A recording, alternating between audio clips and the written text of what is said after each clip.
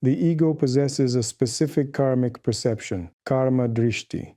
It is this karmic vision of the ego that generates our inner world, which is then projected outward as external reality. Souls, jivas, with similar tendencies and karmic imprints create and project similar worlds and thus are drawn together. All of us, as human beings, are placed on planet Earth because the projecting function of our consciousness is the same. We similarly perceive time. We are all born from a human womb, and the proportions of the gunas, rajas, tamas, and sattva, as well as the 5 elements, tattvas, air, earth, water, fire, and space, are similar among us. All of us, the souls, are born on this earth in this material universe because of our karma. Despite our national or religious differences, it is our karma that has brought us here, and with that karma, we must work. There are other types of souls in whom the balance of gunas and elements is entirely different. Their experience of time is different,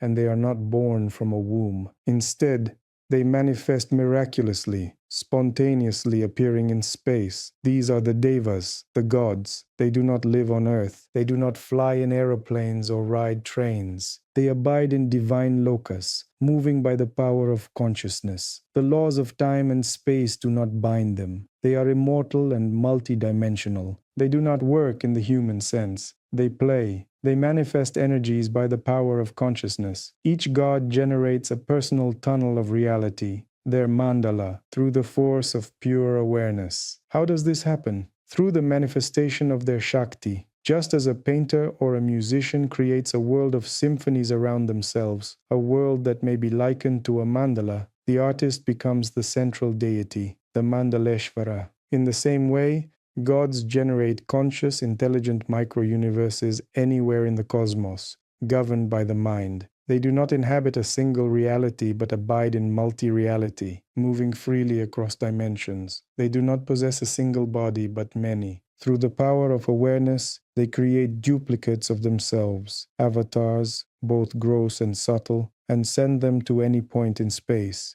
This is the nature of a devata. Why can gods do this, and humans cannot? Because in gods, sattva predominates, while rajas and tamas are subdued. Through merit or spiritual practice from previous lives, they have attained a wisdom inaccessible to ordinary beings. They have pacified the lower gunas and uncovered their radiant nature. This nature is not merely knowledge, it is power. It is called Jñāna-śakti, the power of wisdom. It is the capacity to feel the vastness and majesty within oneself. Most of us do not experience this. Our minds are contracted, subject to external reality. The body and karma obscure our true nature, yet this nature has always been present. It is only that the ego clings to the outer and the energies of the body impose limitation. The only way to access Jñāna-śakti is through Tapasya, inner austerity. Here, we refer specifically to Tapasya, the internal form.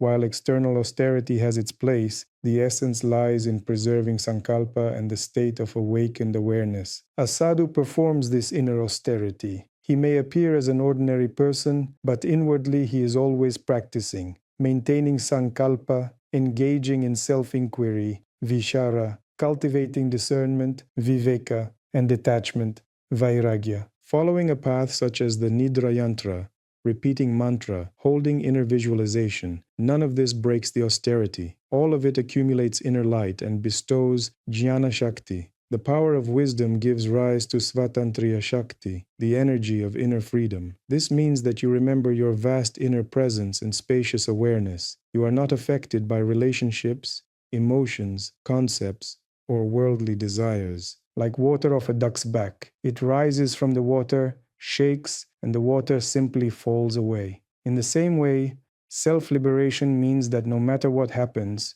you are not entangled. You are free. For example, since 1995, I have delivered thousands of lectures, written many books, and engaged in numerous activities. Yet in the mind, there is no sense of, I am doing this. It simply unfolds. Consciousness is disengaged from action, not identified. That is the principle of Svatantrya. You may engage with the world, with people, with nature, but deep within there is an eye untouched by the external. Moreover, this inner eye can even direct and inspire the outer world. This is Icchā-śakti, the power of divine will. But this is not personal will, it is the will of the divine. Icchā-śakti, Jñāna-śakti and Svatantrya-śakti are all manifestations of the divine, not of the ego. Icchā-śakti is the energy possessed by siddhas, devatas, and great saints. Through it, they accomplish much, not for personal gain, but in service to humanity because they identify with the divine,